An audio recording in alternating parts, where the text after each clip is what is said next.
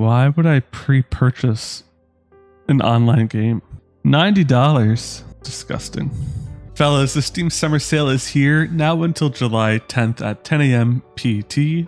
And with that comes some pretty good deals, all things considered. Now, I've seen some pretty darn good sales in the past, but this one just kind of feels more... I'm not as excited about it, and I'm not sure why. But with that being said, there are some pretty good deals on sale at the moment that you definitely should get if you have been waiting to pick up some games. Starting off with, I think should be an easy pick, is the Crash Bandicoot N. Sane Trilogy, $4.99 for the 3 games. Now this is a remaster of the old Crash Bandicoot games.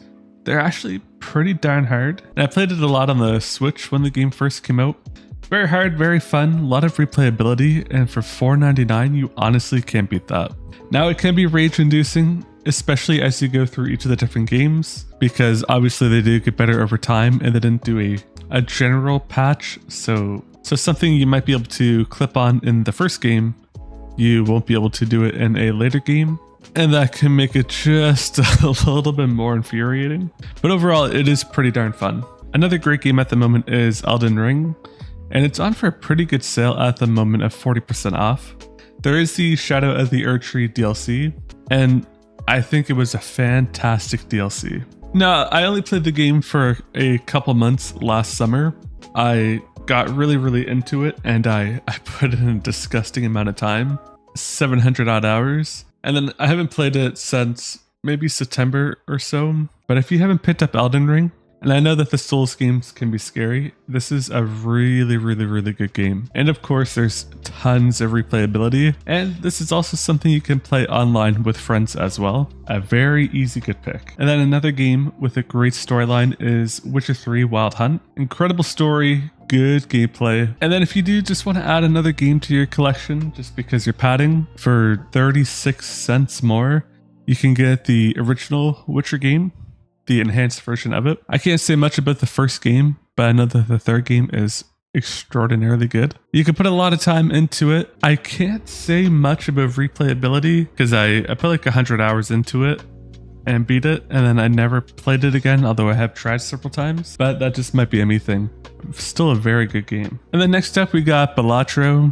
I think I saw somewhere you're supposed to say it a different way, like Balatro. Now this is also a game that you can play on your mobile device as well, in case you don't want to play it on computer. It's one of those games where you can put in a couple of hours, or if you only got a few minutes, you could just put in a few minutes. A lot of replayability. It is on sale at the moment. It's only 10% off, but it's not a super expensive game, especially for the amount of time you can put into it. I played a little bit on mobile. It's a little bit to learn at first, but it's still fairly easy, fairly good. This one is a really good pick. And then next up we do got Hogwarts Legacy.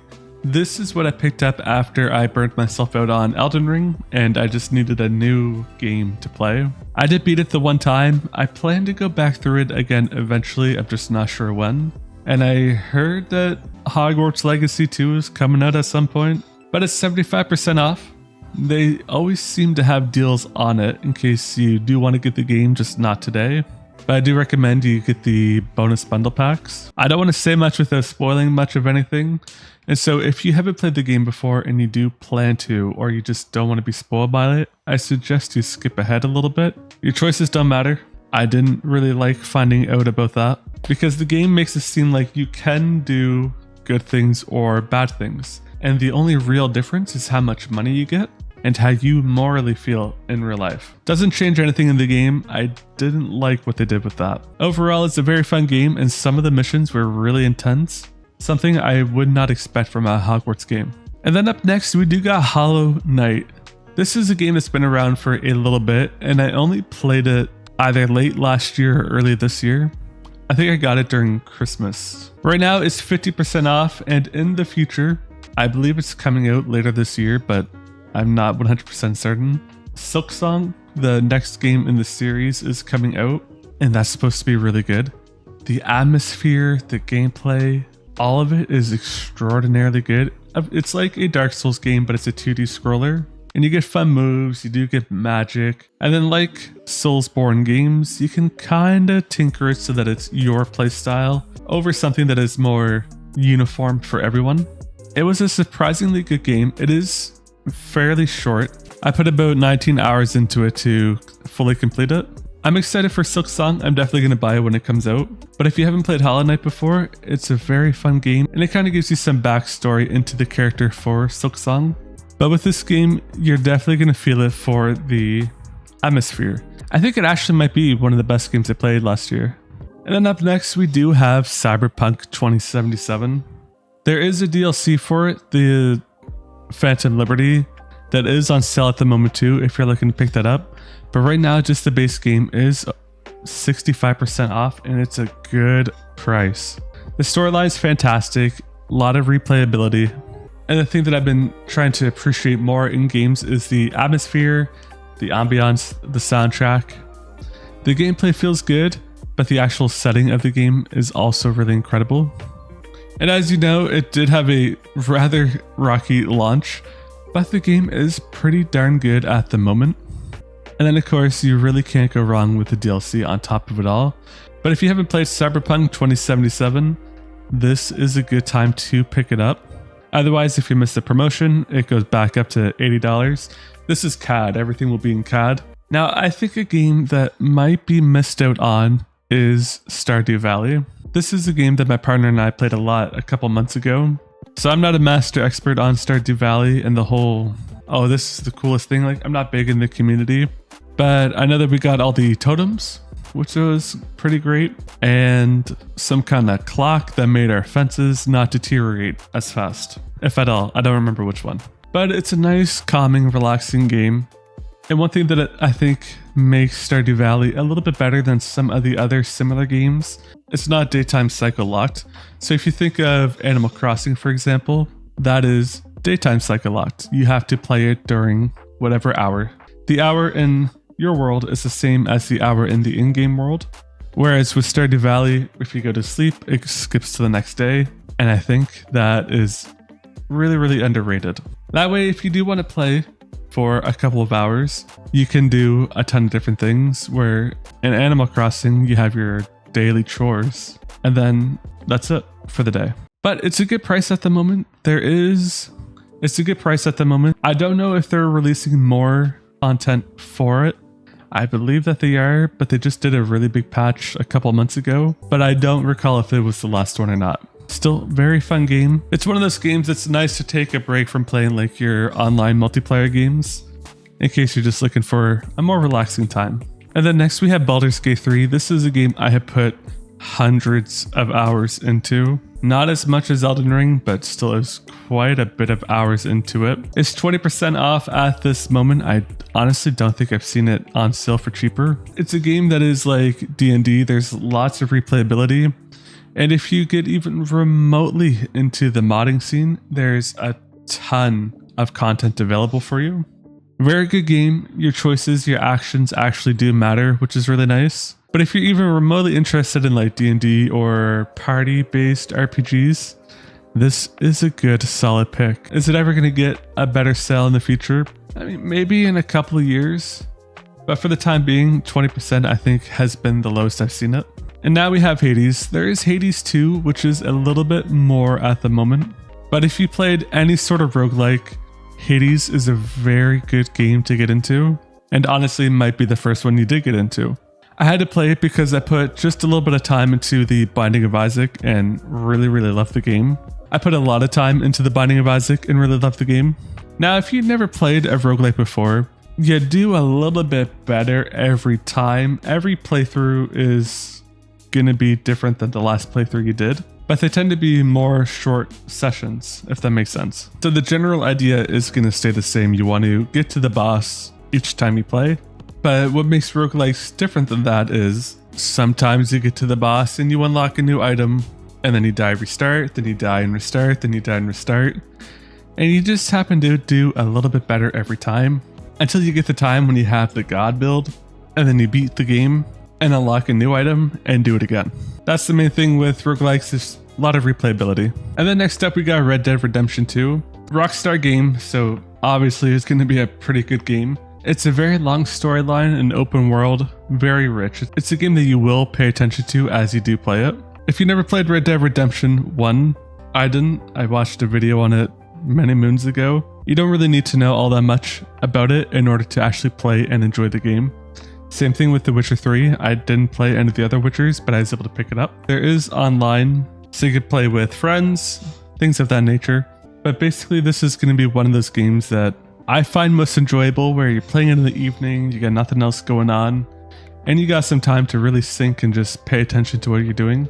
Please do note, the first bit of the game can be a little bit slow to get into.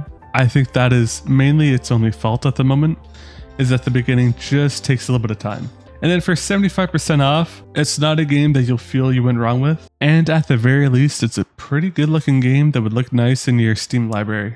And then we have Resident Evil 4 for 50% off. Resident Evil, it is a shorter game, I find. And the story can be pretty darn confusing to actually get into. But it's Capcom, and I would say you can't go wrong with them, but you definitely can. But it's a very good game, very interesting story with fun mechanics. I didn't find too much of an issue with the partner in it, but maybe that's just nostalgia talking. If you already are a big fan of the Resident Evil series and you just haven't bought any of them yet, you can get a grand majority of them for a pretty good price. Just slightly more expensive than the base game of Resident Evil 4, you can get them. But if you haven't tried it out, or you're just not certain if it'll be a game that you will like because it can be a little bit scary, there is a demo for it as well, just to dip your toes into it. Now, one game I think deserves a little bit of a mention as well is the Death Stranding game. Right now, 60% off, and Death Stranding 2 is supposed to be coming out here in a little bit. Very confusing of a game. Developer is Kojima, so that should speak for it as well. But I found it to be a very interesting game. And then the guy, Norman Reedus, is also very fun to look at. But if you are a person that needs to have fresh, exciting, new boom, boom, boom, boom, boom, boom, boom, I can tell you right now, this probably will not be a game for you. I find it to be a nice slow burn. Some of the tasks can be very repetitive. And if that is something that absolutely galls you anytime it happens, this will not be the game for you.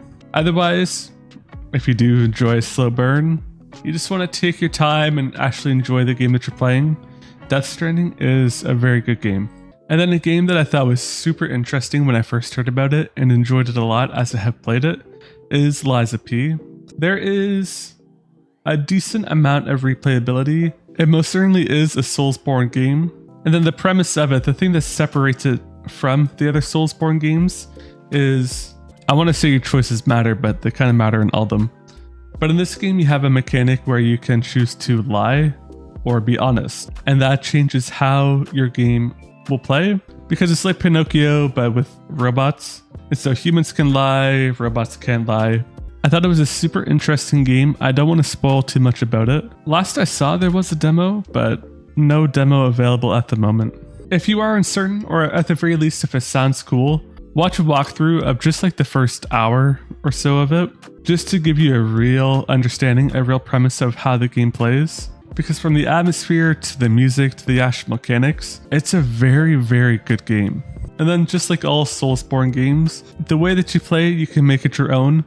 This one I find even more so just with the lying mechanic. I wouldn't say it's the best Soulsborne game. I think Elden Ring presently sits there for me, but it is a very good game nonetheless. And then this is just an honorable mention because Borderlands 2 it was free, so ideally you have it. Borderlands 3 presently at the moment is $3.99 in the shop. And then if you just want to kind of get everything all at once, there is a bunch of DLC plus the game for $20. Now, if you play the Borderlands series, Borderlands 3 feels like a nice pickup and continuation of the story. Each of the four main characters do feel pretty solid and unique in their own way. And then they did get some pretty cool names for some of the bosses, like Penn and Teller was the voice actors for one of them. Or I guess Penn was the voice actor for one of them. But I enjoyed majority of the storyline. I thought the bosses were cool. I thought the atmosphere was great. And they fixed an issue with the actual pace of the game. Not from how fast you're shooting off your gun, but by actual movement ability. That does not mean Borderlands 3 is without faults. Borderlands 3 has a character named Ava that if you play the game, you will come to hate the character Ava. I can't justify going back through it because of that character. If they were just a random small side off character, maybe it's whatever. but you can't skip it. You have to listen to them talk. It's annoying. Also, they didn't add a new character at all during any of the DLC, which I thought was kind of weird. So there's just only the 4 characters you could play. Kind of a side off point. I didn't like that. And so that concludes what games I think you should be looking at during the Steam Summer Sale of 2025. There's a lot of great choices. There's a lot of other games that are available for a small discount. Like, I want to get the new Farming Simulator because I need a new game to kind of play and decompress. I really want to get Monster Hunter Wilds, but right now the 15% discount just aren't enough of an incentive for me to buy it. So we'll be waiting a little bit. Are there any games that you're looking at that you're going to pick up? Let me know in the comments. And while you're down there, be sure to hit that like button, subscribe for more videos like this if you haven't already, and stay tuned for the next one. YouTube thinks you like this video next? Let me know if you do.